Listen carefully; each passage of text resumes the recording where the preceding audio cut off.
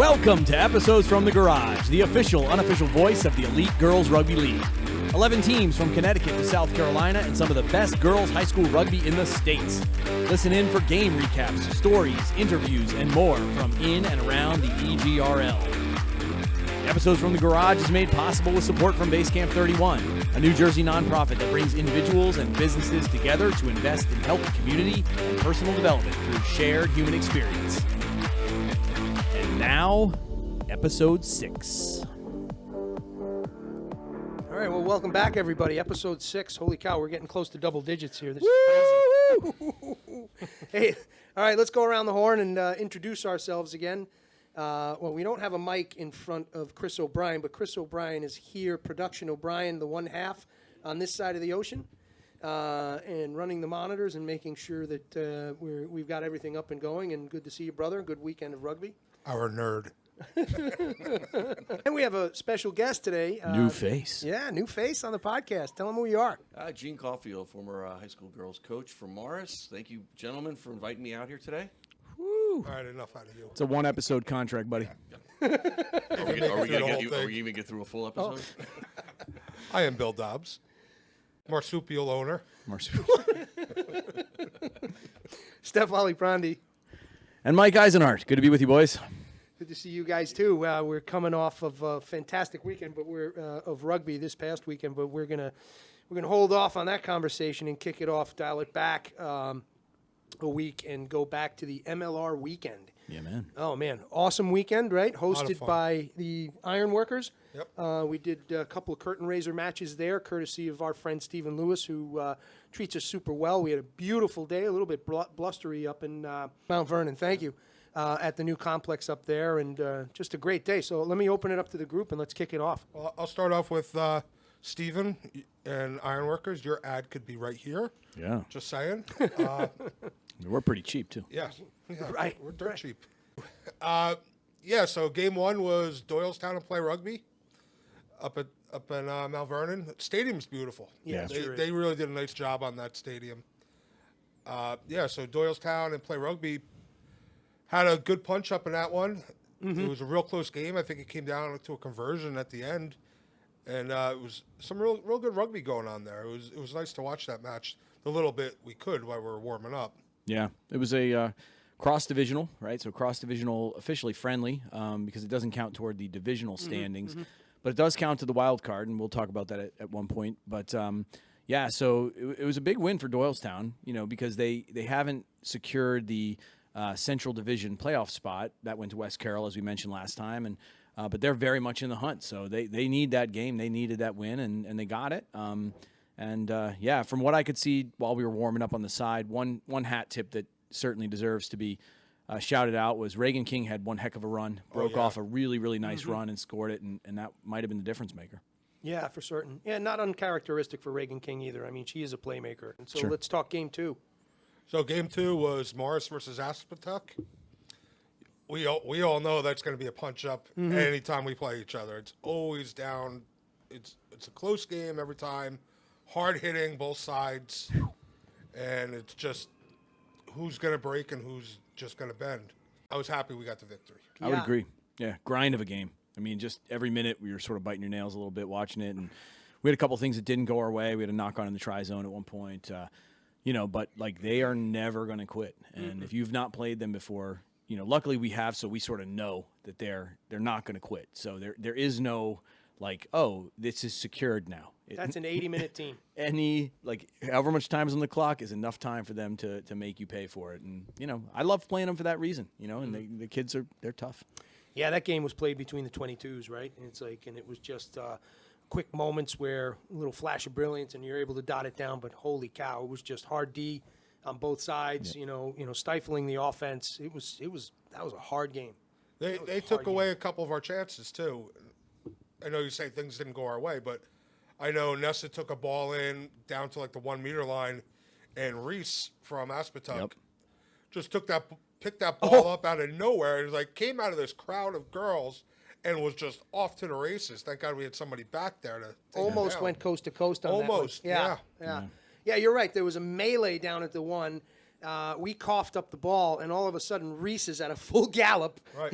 And thank God, I forget who caught her, but thank God they did, because that was going under the uprights. Yeah, you get that feel like during that whole game where one missed tackle could be the game. Right. You know, it's a lot of pressure, but I mean, you know, for what it's worth, I was proud of the girls. They worked hard, they kept it together, they didn't give up that moment, and thankfully, and so for, you know, with my Morris hat on, not necessarily my EGRL, you know, admin hat on, it was a good win. And anytime you get a win on Aspetuck, it's a good win. I agree. 100%. All right, let's transition into the Northern Division weekend, which we just wrapped up this afternoon, right? I mean, literally. Yeah, like an 2 hour hours ago. Yeah, Right. Unbelievable. So I think, you know, it's funny. Danny Marin, who was reffing the second game today, actually sat in Brian's vacated seat. And as you might notice, Brian's not here today. He's out supporting his one of his daughters who's playing down at LIU. And unfortunately, I think had a shoulder injury. We're hoping that Cheney's feeling better. But without Brian there, we had Mike sit in, we had Bill Dobbs sit in, we had Gene sit in, and at one point we had Danny Marin sit. And, you know, he was talking about the weekend, and he's like, I got to tell you, he's like, I am super impressed with the level of women's high school rugby right now. He goes, I am blown away at how good this game is. Yeah. Let's take it from there. There's a lot there, right? So Yeah. first things first, like, who passed the audition? I mean, who gets Brian's seat? Yeah. I don't want it. The jury's still out. It I depends. fell over a Accent chair development. trying to get out of it. That was hysterical. Now playing the part of Brian Hearn, Gene Caulfield. Because Bill, I fall out of my chair, Dobbs. I'm dying to see that. Camera. Yeah, he admitted it. He said he got a little tangled up in the cords. It's true. He does his own stunts. It's all true. That was horrible. So back to the Northern Division weekend. Let's start with yesterday's games.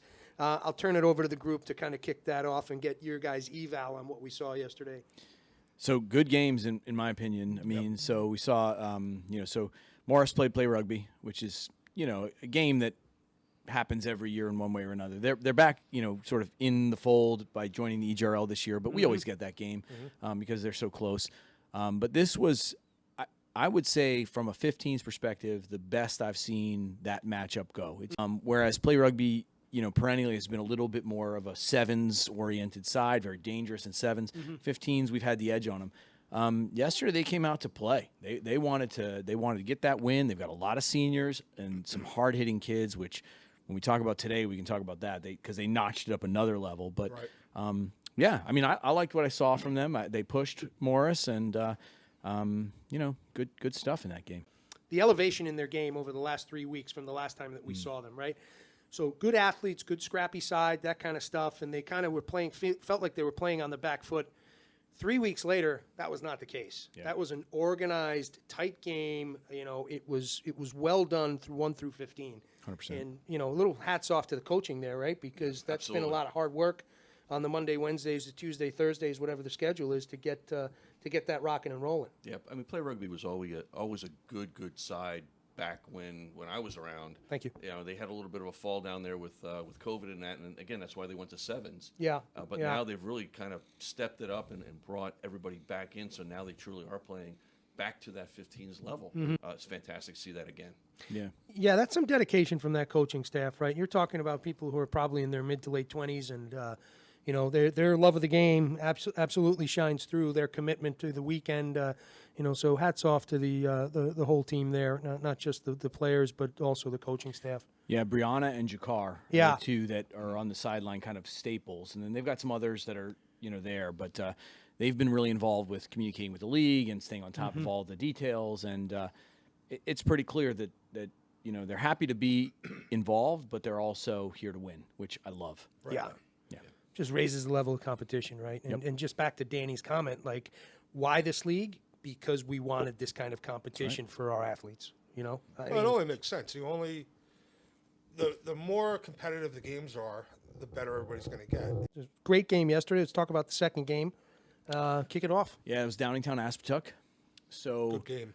Excellent. yeah, that was one I was really pumped to watch because, again, we haven't seen Downingtown in 15s in a bit, right? We've seen them around in the 7 circuit a little bit, but haven't And seen always them in- handy. at sevens as well. High quality team. I mean, and perennially high quality. They have players who have gone on and played at the highest level. They have Eagles. They have people who have gone on. But we didn't really know what to expect. And so it was kind of like, well, we knew a few of their athletes from selects, so we knew they were going to have some skill. They knew we were going to have some speed. Yeah. But we sort of thought it was going to be, skill and speed versus, hard-hitting Aspetuck, right? And, let's see who – that's not what I took away watching it. I agree. I took away these are two physical teams who both want to play the game and win. And, I mean, the tackling was tough. The running was tough. There were some beautiful kicks. I mean, the Davies sisters put a freaking highlight reel play together with the kick and chase. I mean, it was quality. Absolutely.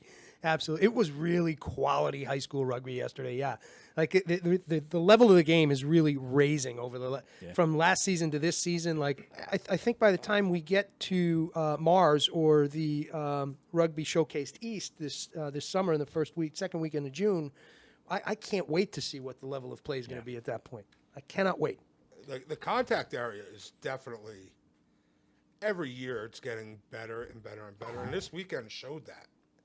And if you guys don't mind, I asked Gene. Yeah. From when you coach to now, No, I mind. in these games, what do you see that's changed in the high school league? Just the fundamentals seem to be a lot tighter. I've just seen a growth. To me, it's awesome. I really love to see it. I'm glad I was part of the game, and continue to be part of the game. But it's really great to see where we are and having quality games out there. I mean, back in the day, Morrison play rugby would bang heads all the time. We're talking battles, 3 to 5 point difference all the time. It's a beautiful thing. That was fun rugby, right? Yeah, it was that was a hell of a good rivalry back then. I mean, I think we need to coin that rivalry and call it the Battle of the Hudson River. Yeah, man, I like that. Battle of the River, yeah. Battle of the Hudson River. And but Gene, you know what, Bill, great point. Good to have Gene here to give kind of like that historical perspective. Having been a few years removed from the program, but having been, he's very old. It's a very kind way of saying it. I think he needs a nap. You better set that cot up for him. I think he just nodded off. His face hitting the microphone. Is that today? What's today? Trying to say something nice, and we just spiral right off. These are all my friends. These are all my friends. I've got my friends and enemies covered in this room. It's fantastic. It's so easy. But you bring up a great point about COVID. It's it's in the rearview mirror. But man, the upsetment that call it the global great pause happened on so many things. And if we speak specifically to youth rugby, holy cow, it was decimating in many instances. Yeah. Now we're kind of getting back, and from what I see, through what you guys have done, now it's you're starting to get those rivalries back. Now other rivalries, Morris Aspetuck, Morris Downingtown, right? There's a rivalry that started today. It's kind of rotating around a little bit. Fantastic to see that. We're just talking about a very hard fought match between Downingtown and Aspetuck yesterday. The result going in Aspetuck's favor. Right at the end. Right at the end. So it's tied up. It's tied up, and then maybe 2 minutes to play. Aspetuck marches down the field and gets one, and it was he blew it up pretty much right after. Yeah, you're right. That score, and then the whistle went, and it's like. I think the thing that I liked about that, and you have to go back and watch the video, but I didn't see Downingtown hanging their head. They knew they played a heck of a game, and they weren't beating themselves up over it. It was that was a freaking battle, and we should be proud of ourselves. And I would agree. 100%. Well, that's how it was when we played Aspetuck the week before. Yep. That game could have went either way. Easily. You got to look at it too. I mean, you're playing 20-minute halves. You got to score and make things happen in that short window. Mm-hmm. You don't have 35, 40 minutes to kind of great point. Draw things along. I mean, it's first to the try zone. Usually, you have a good shot to win. So. No, I was just going to say, I think it's worth for the audience just reminding why this year we're at 20-minute halves as opposed to be at 35s last year. I think so the e-board, this year we went from 70-minute games to 40-minute games. And, 40-minute games are sort of like tournament time, right? It's kind of like you can fit them into an hour, even with halftime and breaks or whatever. And the reason why was because with this many teams now in the league, we had to pull teams into these kind of neutral weekends like we had today, Northern Divisional weekend, Central Divisional weekend. and you're trying to get teams who can play the maximum amount of minutes that USA Rugby allows, which is basically like a full game a day, effectively. Like 90 minutes, I it's think like it is, 90 right? a day. Yeah, which is tough. Yeah, and so that if you're playing a 70-minute high school game, like that's it. It's one game a day. Well, that would drag the season out forever, and that would exclude some teams, mostly the Pennsylvania teams, because they have such a packed state-based organization schedule. So the E-Board went back and they determined that, look, 40-minute games make sense. They give you the chance to play all the games you need to play, but they're not as long as anyone would like. I mean, I think everybody who's played 15s for a while, we like the long game. We like that 70 minutes because – it changes things. You can build on strategy. You can have fitness as a weapon. You can use substitutions as a weapon. A deeper lineup helps you. Like, there's a lot of things that we might all love to have in the toolkit. But They get nixed. yeah, I mean, in 40 minutes, it's kind of like, listen, you got to be real careful with your subs. You got a short amount of time. One breakaway could change the game. Yeah, so it's not ideal, but I think it's the right balance. I mean, again, I've said before on this podcast, I'm not part of the E-Board, but I agree with their direction. It was a smart move, I think, and it's working out. Yeah, I think you have to in order to keep the league, buoyant, let's say, and you can see it in kind of the game management, the time management piece of it, like seeing teams opt for those 3 points on the penalties early in the game, right? That to me is a signature of understanding that I am in a limited time frame. I need to put points on the board when I can, and here's the opportunity. Well, yeah, you bring up a great point. We've talked about it in the past that the level of play, it's like the constraints of the game are pushing us to another level, and that is a really important one. The kicking is going to be even more important than it has been in the past, because those 3 points off the tee could be a game breaker. And so now it's like, you better have a kicker. It used to kind of be almost like, it was a luxury. If you had a kicker, it's kind of a luxury. Like, it was nice. You didn't need it, but it was nice. Now it's kind of like, listen, You gotta have a kicker. You better have somebody practicing that, because your game could come down to it easily. Yeah, I mean, you throw a penalty at the 22, and before with people with the longer game would sit there going, you know what? No, we're going to try to pound it out and put 5 up on the board. Yeah, now, kick it to the corner. Again, back to my comment Right. before, it being a sprint, you got to put 3 up right Need away. those points. because that could be Yeah. the They difference. matter. That's right. Yeah, good game management, understanding the clock. I mean, nice work from the teams out there. Pushes the coaches too. I think so. It really does. It pushes you to stay on top of it. I mean, my watch battery went dead today. I was losing my mind. Like, how am I gonna know what time there is? I'm running my phone. Like, You're like, hey man, I might need your watch because I don't have battery. I'm like, if I don't know how get much, it. I understand. Yeah, like, you don't know how much time's in the game. It could Here, change take things. it, take it. Of course, all the girls are looking at me like, this guy's a lunatic. But, that's all right. I think that was established a long time ago, Mike. Yes. You're secure there. Now they just roll their eyes at you. And they're just like, yeah. Here he goes again.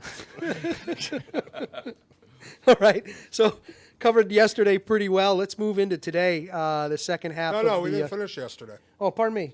We had the U15 or U14s. Oh, pardon. Yes, of course. And players from Morris, I think Union. Yeah. Which was great to see. I don't know where else. I don't know. Did Play Rugby bring girls or? I don't thought so, but I don't think so. Yeah. I think it was Union. Okay. Yeah. So, yeah, it was fun to watch them play, and for us to see who we have moving up next year is always nice to see. And then the weather changed, and I said it yesterday. I It's a said sad it right trombone. to her, Sorry, great point. Yeah. and it's all Jenny Wiener's fault. She brought the bad brings weather, the bad weather. from Aspetuck to here with the lightning and the thunder and the wind and the rain. Yes, Jenny, all your fault. One Like thing I we were said missing was the yesterday. snow, Jenny. Way to go. I was Well, she trying to wanted to get move home. through, so he wasn't going to be able to do that. We're but not out of too, April too late. yet. Sorry, Jenny, I blame you. Oh man! Oh, so talk about the U14s.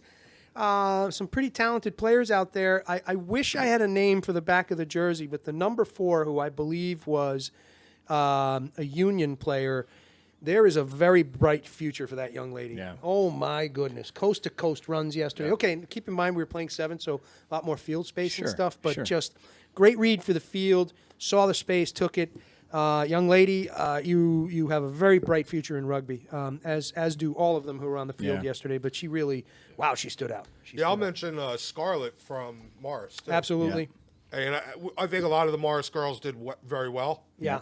I like watching that kid Scarlett play. I really do. She's going to be a player. DJ, Yep. DJ. Yeah, and Yeah. Olive. Olive as well, And the young McNoney. and the young McNoney. Absolutely. Yeah, we're we're lucking out again. Like we say this all the time. If you want to continue to keep your high school programs healthy, develop that U14 program. Yeah. Develop that U14 program.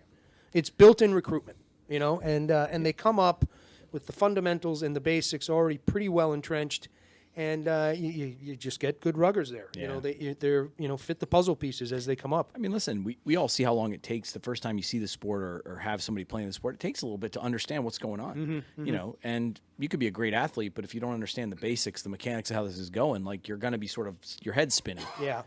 They don't have that. They come up and it's like, oh, I kind of have the basics now. Yeah. And then it's a lot easier to work from there. So, Yeah, I mean, from a 14-year-old program, it's, you know, if you can pass, Yeah. if you can catch, Right. and if you can tackle, that's great. and you enjoy this thing. And what's the same thing from the college coaches? Give me a kid who can do all three It's of those. true. It's- After that, Right. you know, that's easy. So it's a good point. Just bouncing and keep going from one to the program to the next to the next. Yeah. That's one of the things when we were out at the coaches. Oh, yeah. Yes. Yeah, but one of the things he said to us was like, just work the fundamentals. He goes, get the pass catch down, right? Get good tackling, get good rucking. Like, do those fundamental pieces. We'll take it from there. He's like, if you give me ruggers, we're just going to improve this game. That's you know? awesome. Yeah, it was pretty cool. I've had conversations with Tess Fury's national team. Sure. And I said, what's really the difference? And then she's like, we pretty much do the same type of drills, things like that, but there's the non-negotiables, right? And that's the big gotcha. So when you're making a tackle, you can't turn your back. You need to step, forward and backpedal, right? So it's really the fundamentals are always there. Yeah. It's Right. not to the extreme if you're doing these super hard, complicated drills. Great point. So it just stick with it. You're always going to have to do passing. You're always going to have to do catching. You got to do tackling. Yeah. 100%. Now let's move into today's matches.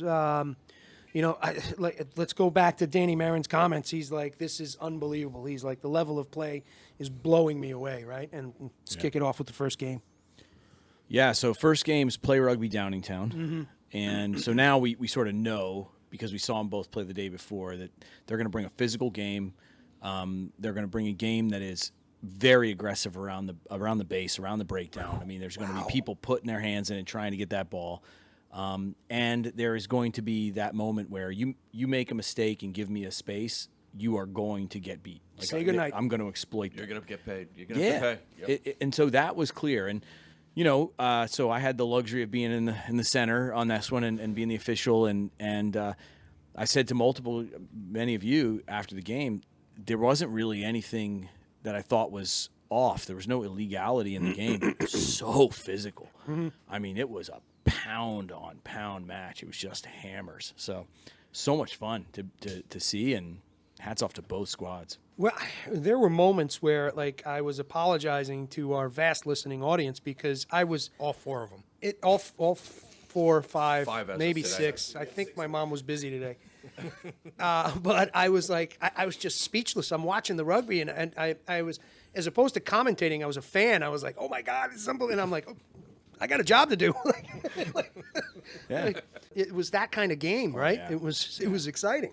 I mean, lots of really good players. And honestly, like, I loved the approach by both teams. I always try to make a point to talk to the captains and really give them an explanation of, hey, here are the things that it's important to me. I'm going to call you on it. And they both sort of agreed and understood at halftime, hey, what do you think about this, sir? What do you think about that, sir? And then they made the changes and went in and played it hard. It was like they were listening, they understood, and then they went in and tried to make it happen. That's what you want to see. It's what you want to see in the game. And again, it was not a gimme. The whole game, it was like, man, this could go to either squad. Either way, yeah. Yeah. Like nobody's walking out of here like, oh, this was an easy gimme. No way. What'd you think, Bill? I agree. I'll say that with every game this weekend. There was no give me's. Yeah. Everybody in a division, in Northern Division, and that includes last weekend with Aspetuck. Yep. There was no give me's. Saying every game was down to the wire and Yeah. they were tight. You're working for those wins. Yeah. I mean, you really are. But that's what you want. I hate coaching in these close games because, It's tense. like you said, one missed tackle or one wrong move by the coaching staff, and it's like game over. And then you're like, oh no. Next year, we're going to put on like a blood pressure monitor on the. Look at Mike's blood pressure. That's really getting dangerous. Your skin color tells that. I think Mike just passed out. So true. Yeah, no, we were talking about a little bit, at the end of yesterday. Not very many bonus point wins, in the Nothing. league. So the league has a rule that you score 4 tries, you get a bonus point for the win.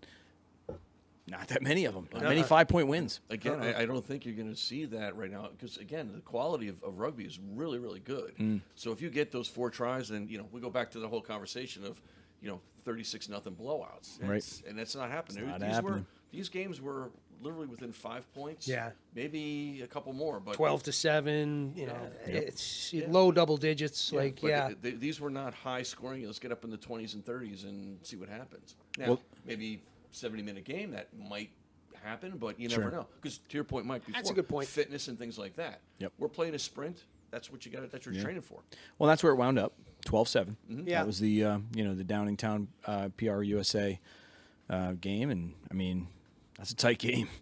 It's a tight game. It is a tight game. And you bring up an interesting point, Gene, because it's we're talking about the time. Yeah, if you go 40-minute halves, maybe that jumps up. Let's call it 24-14. But not much further. No. That's the level of. The tenacity in the defense, it's on both sides of the ball that, is keeping it exciting. I think you're right. I think one of the things that to me stands out is the game is evolving when they know how to hold the ball up in the try zone. You're seeing more kids Wow. Yep. understanding that if I get in there and hold this thing up, that is a advanced knowledge of the game. Getting in there and they're getting under that ball. It's like, man, this is good stuff. Absolutely. And to cite one of those examples, we were calling it from the sidelines, and Kayla Ronsky holding it up real close to our side, and it was like, Kayla, good good rugby head on you. She was struggling to hold her up, and got the whistle. That kid played great. Yeah, she deserves a shout out. I mean, she had a weekend. You know how it goes, right? Second row, sometimes they sort of get lost. Not in the glamorous, shuffle, but she played top level for herself today. I really liked what I saw. All right, game 2 from today. This which was the biggie. Yeah, Wow. it was a good game. Yeah. So I don't want to say that. We were kind of alluding to it. There was question mark is not necessarily the right turn of phrase, but there was let's just use it for simplicity's sake. Question mark on Downingtown, right? Yeah. Like you said, we've seen them in 7s. You know that they're a competent 7 side. This whole thing. Hadn't seen them in 15s in a while, and I think they put a stamp on the weekend. Yeah. Hey, we're here. We're here to play 15s, and we're going to do it well. Yeah. And I think that came true in this game with Morris this afternoon. Yeah, I don't think they entered at the bottom of the bracket. That was not how they viewed it. We're not coming in this league at the bottom of the table. Okay. We're coming in to challenge for the top of the table, and they did. Yeah. I mean, listen, they had a battle with Aspetuck, didn't go their way. They had a battle with Play Rugby, did go their way. So now it's the third game of the weekend, and they're going to play us. And I think it's fair to say it was an absolute battle. Absolutely. I mean, it was awesome. It was awesome. That hats off to all the players and coaches this weekend, but I think that was my favorite game of the weekend to watch. There were moments in there where I was stunned silence as I'm watching the play evolve, and just the battling offense and defense, and the play calling and the marshaling on the field from the player captains, and it's just I'm getting goosebumps talking about it. That's It was such good rugby. Oh my God. Yeah, Stefan, you and I were talking during the announcement of that game, and there was a couple breaks in there where the ball got some little topspin, right? Went through. Unfortunately, girl from Downingtown touched it. Now you got to line out a little bit further than where you started. There was a tackle. Couple of lucky breaks. Yeah, tackle made by one of the Morris players, where instead of taking the player to the ground, kind of kept her feet and dragged her out of bounds. Now you have a line out. So a lot of real. I look at high IQ type things. That's they headsy had stuff. Done. Yeah, It really is. Fantastic stuff. Really. Yeah. 100%. Bill, your takeaway on the game? I'm still trying to process this game. Blood pressure is Fair still way enough. too high. Clear. I'll say I'm very proud of the team, without a doubt. We've been talking about a lot about bending and not breaking, and they've been doing that a lot lately, which is good because we're playing good competition. But they dug in when they needed to. They got a couple lucky breaks when they needed to. But their defense with their bending, and then I guess it finally clicks in around the 5 meter line. Oh yeah, we have to put line speed on. This is what Coach talks about every 100%. single practice. 100%. We're not going to do it until we're at the 5-meter line and I'm about to score. Then our line speed comes up. Yeah. And then we start dropping it backwards. And they're like, hey, look what we're doing. Look how effective that is. The Holy Morris cow. U18 cardiac kids. They, like literally, like, you know, like. But I will say this though, that defense inside the 5-meter, they have a lot to be proud of because they spent some time there. Yeah. I mean, that was not like a 30 seconds and we win the ball. It was like phase after phase after Right. phase. And we did the same thing happening against Aspetuck. Yeah, yeah. And we kept them out. Yeah. Downingtown had a couple of players up in the front there on props that you know, one came out from an injury. They put another one in there. They lost nothing. I mean, they were equal players. Great Oh, continuity coming off the bench. You know, and Kindig to Towels, I believe it was, and Yes. Towels came on, and just there was no miss in that front row. Yeah, they played really well. I think, you know, if they go back and look at video and stuff like that, maybe, you know, instead of being flat-footed, they take a little bit deeper path, Yeah. a little bit line speed. I think, you know, there's some big players there that can make a hurting on people. Absolutely. They played, I thought they played really well, and I've only seen them play twice. I mean, you could go up and down that lineup. I mean, their number 8 is an athlete. Yeah. Oh, yeah. She is Pasco. she is a real athlete. Fun to watch and this you, weekend. You better keep an eye on her because you give her some space. I mean, she gets up to speed. I think she's a dangerous player. But you know who I was really impressed with? The number 10.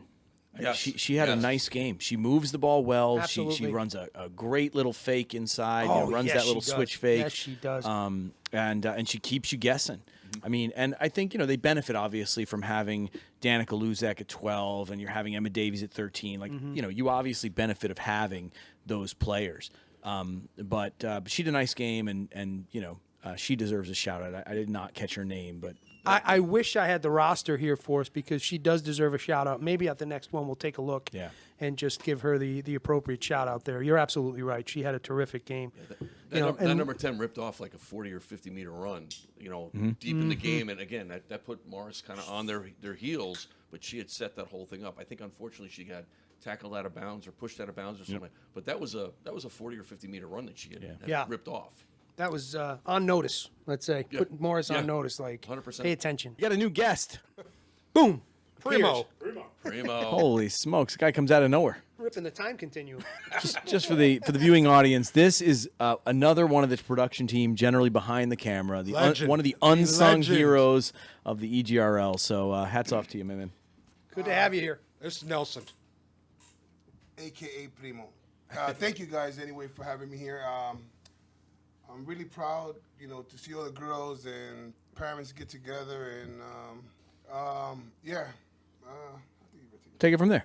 Okay. Welcome, Nelson.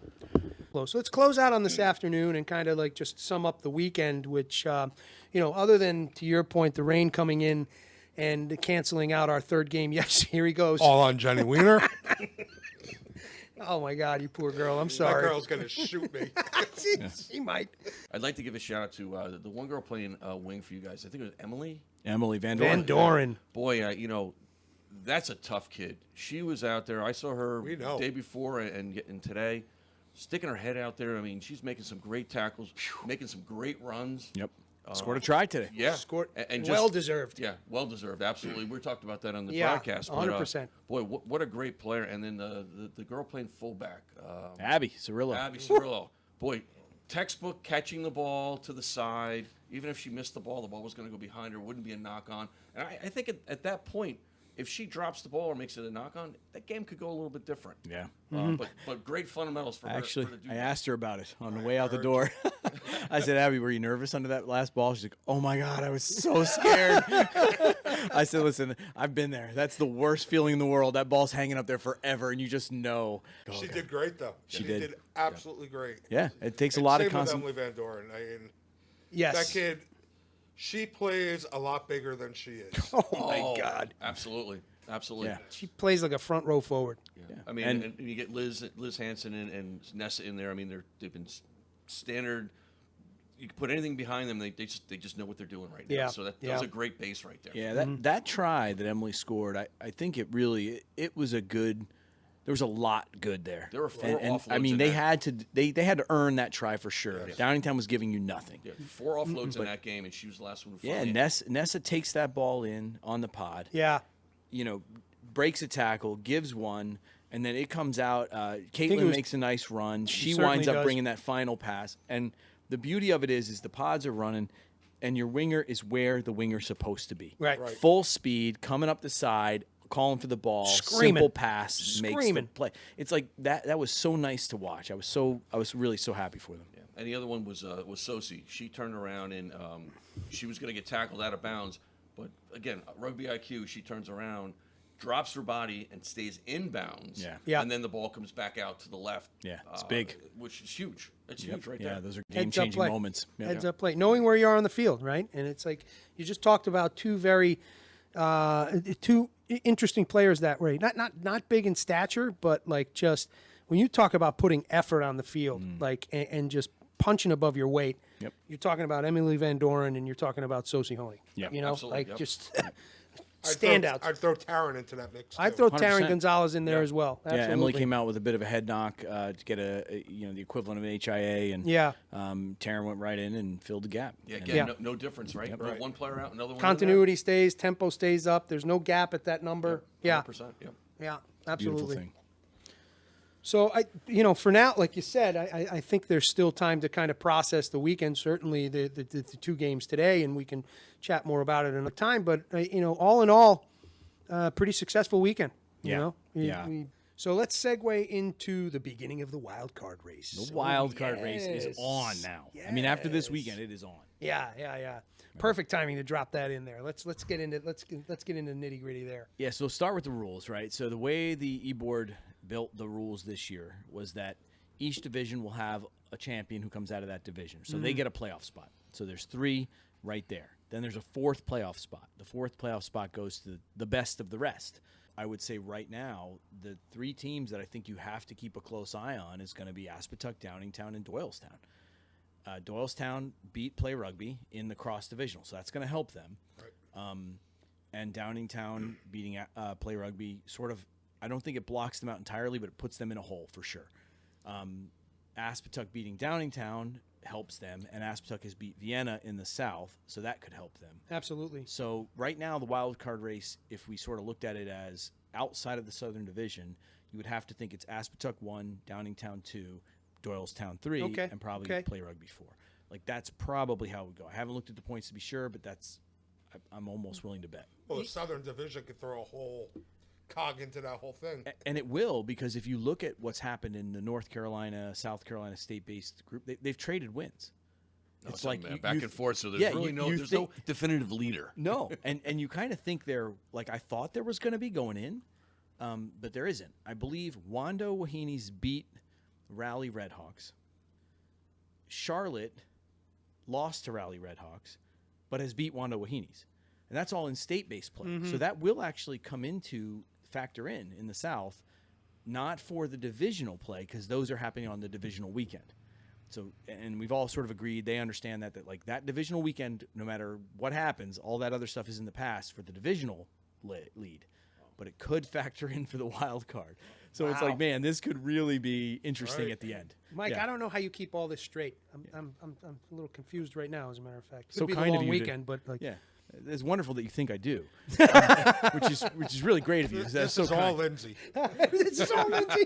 It's Lindsay and the kids. Mike doesn't know what he's talking about. It is gonna be really interesting because already teams are asking me. They're saying, "Hey, where do just let me clarify this, let me clarify that." That's good. It's gonna be fun. That's engagement, right? That's the engagement we want in the league. But hold on, and it's in fairness, right? Like, and I say this with some level of reservation because I'm on the coaching staff. But I do think, a little hat tip your way, man. You secured the North. Congratulations to the Morris girls. Good stuff, brother. Today, Girls did it, not this me. weekend. Fair All the enough. girls. Fair enough. The girls did the work on the field, but we all know what it takes to get them to that spot.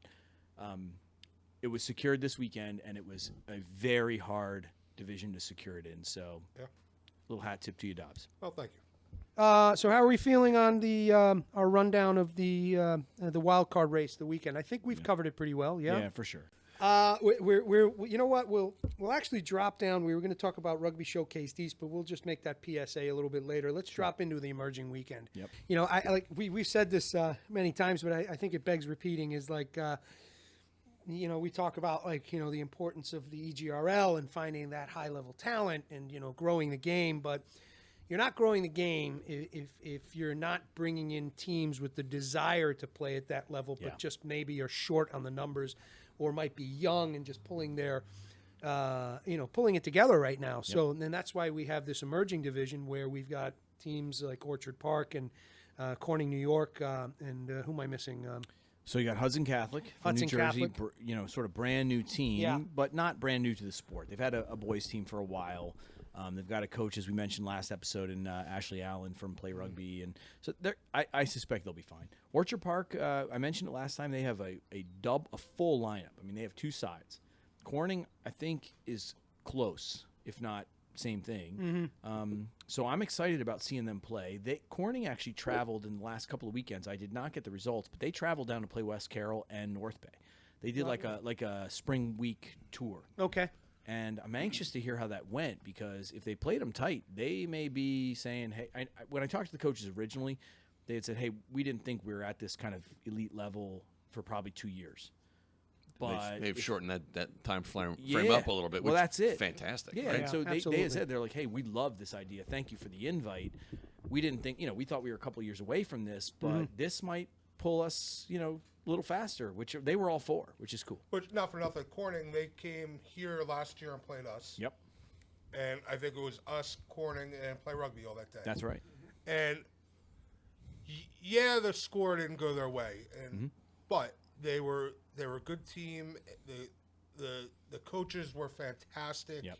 Kids were fantastic, and I'm really happy to see them be in this, because they did everything the right way. Yeah. It was just, you know, they're trying to get 100%. up to that speed. You know, one of the things I thought was a really class move by them last year was after the game they presented the team with a ball. You know, Right. here's a Corning New York ball. Love it. I just that's those little things. I think they matter. Yeah. And I think that's going to raise the class of the game.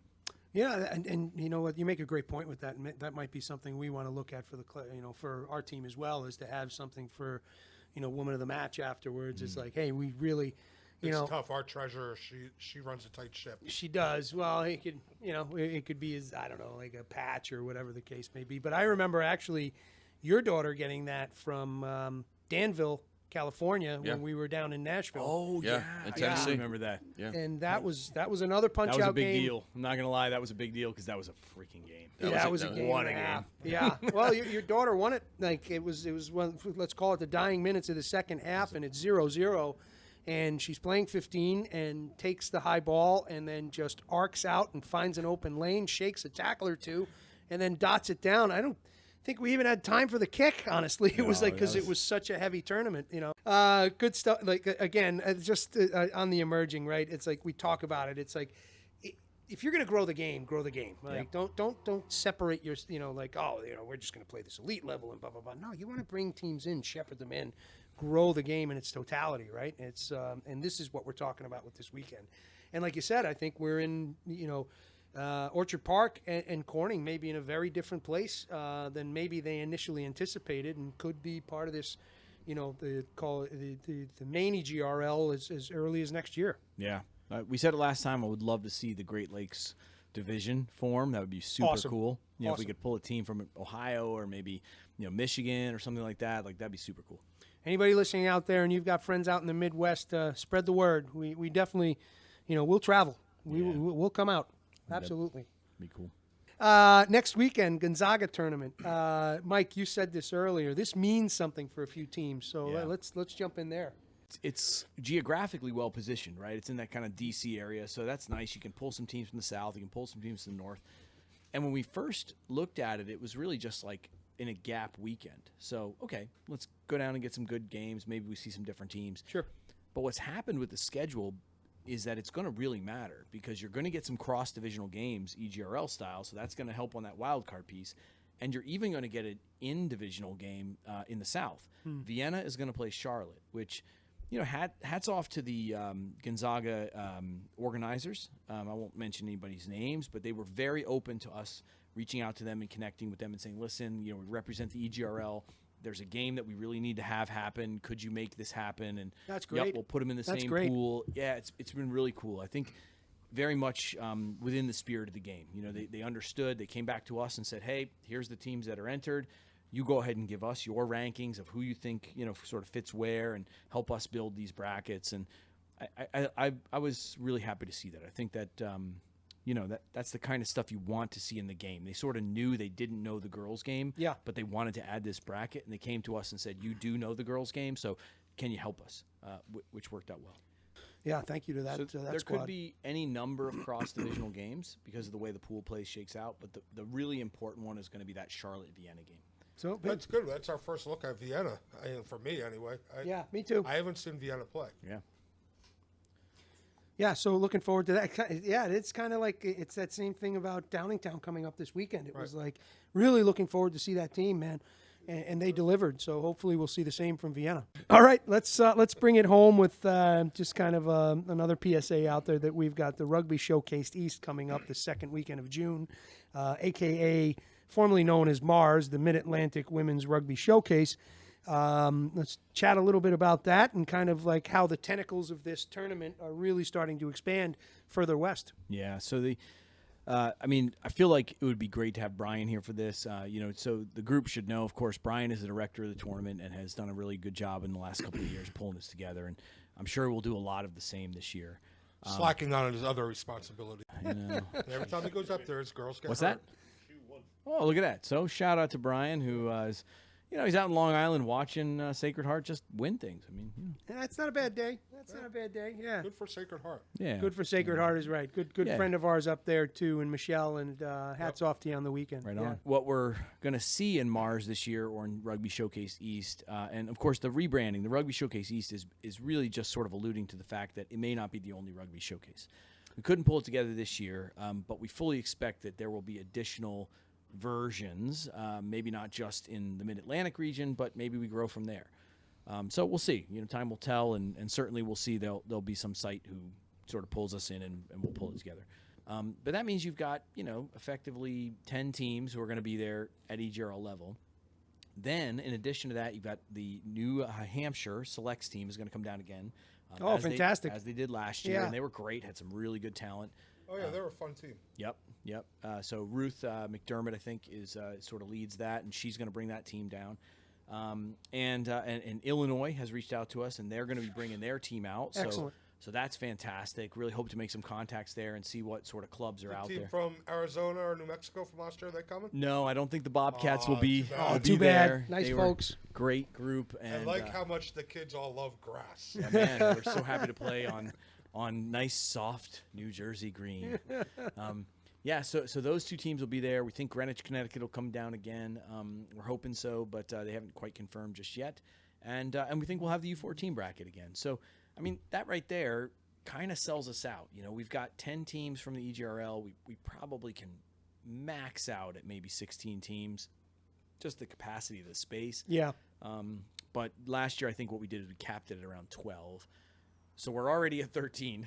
Caps out the window. Yeah, so we're not out there actively marketing this thing like, hey, join on. But we've had some teams reach out, and listen, if you are an aspiring high school player who wants to be seen by some top colleges, the word's getting out. This is the place to be in the summer. The colleges are responding. The NIRA schools, especially because they're so well populated in the Northeast that it's a drivable distance. It's just worked And expanding out really well. down the I-95 corridor. Yeah. So yeah, absolutely. In a big way. And definitely outside the scope of their season, because most of those kids are out by the end of May. That's right. So now the coaches have the ability to truly go out and scout. Yeah. Timing's great for it. It's a little bit late for 15s because it's getting warm, but you're just on the cusp there, and just again, it's a great showcase. Mike, to your point, it's a great opportunity to get noticed. Yeah, and one of the things I really loved this year, so Michelle Reed, who you mentioned before, head coach for Sacred Heart, she reached out and said, hey, this is our scouting, plan for the year, and we'll be at Mars. And it was so cool to have a program like that who's competing and looking for athletes. Just sort of tell you up front, like, no, we wouldn't miss this. We see some good rugby here, and so it's super cool. Well, I go back to the comment from Bill Leclerc so many years ago, 3 years ago when it kicked off. Yeah. And he said, year. "Great event, guys. I only see one problem." And we're like, "What?" Well, there's not going to be enough parking. Like, so, Oh, it's funny. You're going to need a bigger parking lot. yeah, exactly. Going to need a bigger boat, Chief. Great problem to have. That's it. Great problem to have. Exactly. Notes to sum it up. I mean, this has been a busy weekend. Let's go around the horn. First off, thanks, guys, for inviting me in, being one of the visiting announcers with Steph earlier today. Great time, Steph. I think Always fun, Gene. Great time. And then also, being invited to this. A fantastic time. Thanks. I mean, there's a lot of great stuff going on. And again, I hate to say this, but going back to COVID, there was a big dull. Now things are coming back, and a lot of it is attributed to what you guys have done, what EGRL has done. And the big thing here is really teach the kids, catch, pass, tackle, and stay in touch with the coaches, the college coaches, because they're the ones who will always reach out to you going, who do you got? Who's around? Who should I be looking at? So you're kind of their eyes and ears. Great way to keep Morris and the EGRL on the maps for all the different coaches that are out there. So, but thank you very much, guys. I appreciate it. You're here. Just want to congratulate my girls. Yeah. They've been playing very well, playing tough games, and good hard wins this weekend. And they as you said, they won Northern Division, and really proud of how they're doing. Okay, I'm going to turn it around, and because you guys are way too humble for yourselves, hats off to you, Bill Dobbs. Hats off to you, Mike Eisenhart. Yep. You're doing a lot of heavy lifting out there. You're coaching a great brand of rugby. You've got the athletes. They're responding because you're good dudes. And hats off to you. Yep. Absolutely, 100%. Thanks. Yeah. Primo. Primo, you gotta say something in Spanish. I don't care what it is, because we need the Spanish-speaking audience. Yeah, we're trying to work a demographic here. Trying to get to 10. Univision's not going to put us on if we don't have it. Estamos aquí en el garaje con los muchachos haciendo el podcast.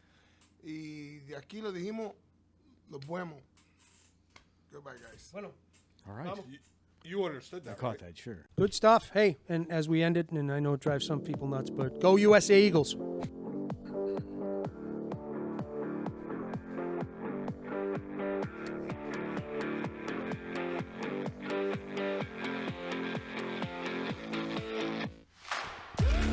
Thank you for listening to Episodes from the Garage, the official, unofficial voice of the Elite Girls Rugby League. If you enjoyed the content, be sure to subscribe to our YouTube channel, @Elite Girls Rugby League, and follow us on Instagram, @Elite Girls Rugby. Special thanks to our producers, Team O'Brien, Team Chef, Cameraman, and Guy Who Knows a Guy, Primo, Gene Caulfield, Emma Davies, and Not Claire Zapp, and Danny Marin for jumping on the mic in the hot seat. And of course, our wives and daughters, who entertain our crazy ideas and continue to associate with us respectively. I am Iron Man.